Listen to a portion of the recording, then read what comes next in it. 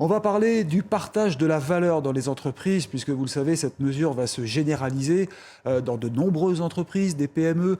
Et j'en parle avec Thomson, qui n'est pas une PME, mais son patron est avec nous. Merci Stéphane Français d'être ici. Qu'en pensez-vous en tant que chef d'entreprise de généraliser le partage de la valeur, de distribuer de l'intéressement, de la participation? Alors moi, je suis vraiment pour, hein. Ça fait 10 ans que j'ai repris Thomson en informatique et très honnêtement, en fait, 10 ans d'informatique face aux géants américains et chinois, c'est parce que j'ai une équipe exceptionnelle qu'on a réussi et qu'on avance.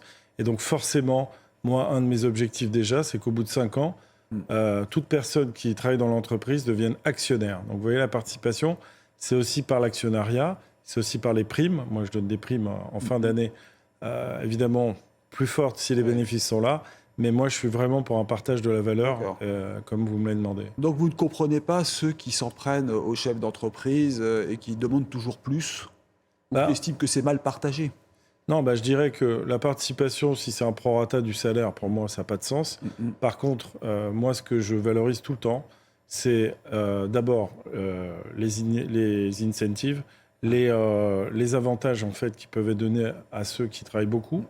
Et ça, c'est très important en fait de valoriser en fait l'investissement et je dirais la fidélité. Mais on le faisait suffisamment jusque-là, puisque là, ça va concerner les PME de 11 salariés. Donc ça veut dire qu'on élargit quand même la distribution.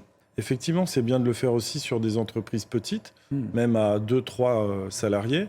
Vous avez le chef d'entreprise qui, lui, forcément avoir une rémunération qui est en liaison avec les risques qu'il prend.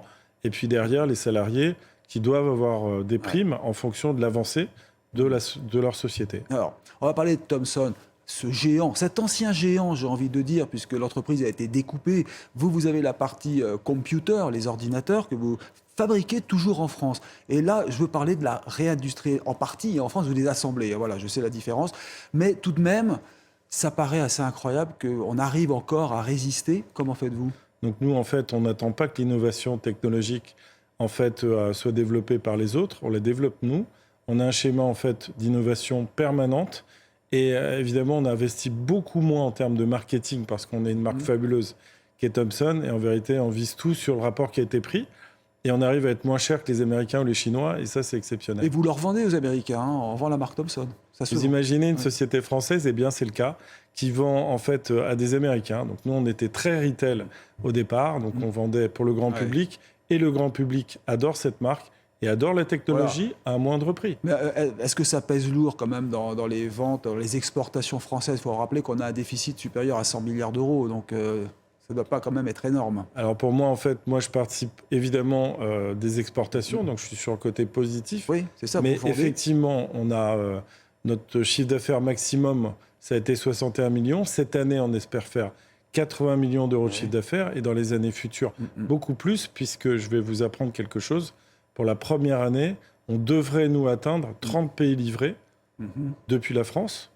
Et effectivement, sur de la fabrication française, sur du logiciel Microsoft, mais développé en France, et effectivement sur des machines à technologie et à prix meilleurs que les autres. Et Teddy Riner, le judoka, est votre actionnaire? Il est actionnaire, effectivement, vous l'avez dit, depuis 2016. C'est quelqu'un qui croit beaucoup dans la société, dans le concept que j'avais créé quand on s'est rencontrés. On a matché ensemble tout de suite et effectivement, voilà, quand vous entraînez le champion du monde... Et c'est pas lui qui vous a fait mal? Non, je plaisante. C'est évidemment pas lui. Il est actionnaire à quel niveau? À l'époque, en fait, il avait pris 10% de la société, évidemment. On a fait des levées de fonds, donc aujourd'hui, il a un peu moins d'actions que les 10%. Il a le même nombre d'actions, par contre. Effectivement, avec l'envolée qu'on va avoir en annonçant les nouveaux chiffres et les nouveaux pays, forcément, la valorisation de la société va augmenter. D'accord. Thomson, finalement, ça existe encore grâce à vous. Parce que le grand géant des années 70, malheureusement, il n'en reste plus beaucoup, plus grand-chose. Elle existe en informatique grâce à nous, mais elle existe aussi en télé, elle existe aussi dans d'autres domaines, et comme le photovoltaïque, puisqu'on a vu Thomson revenir là-bas. Et donc, Thomson, c'est une marque géante qui s'exporte très, très bien. Elle a plein d'activités, mais en bourse, elle s'appelle Metavisio, c'est ça, hein? Oui, nous, notre société en bourse, elle s'appelle Metavisio. Le nom commercial, c'est Thomson Computing. Effectivement, on est sur la branche informatique. Et en fait, vous savez, sur la branche informatique, vous avez 6 géants. Et puis après, nous, on est un peu le 7e, avec une possibilité de croissance énorme et une volonté d'y arriver extrêmement importante. Et c'est vrai que si l'État français Et je sais que notre président, qui est très doué et qui avance beaucoup, sera sensible à ce point-là. Si en fait les marques, l'État français pouvait acheter des marques françaises, ce serait pas mal. Et Thomson, c'est une belle marque française. Écoutez, en tout cas, le message est passé à Bruno Le Maire, qui j'espère réagira ou vous écrira. Merci beaucoup Stéphane Francet d'être venu sur CNews. Restez avec nous.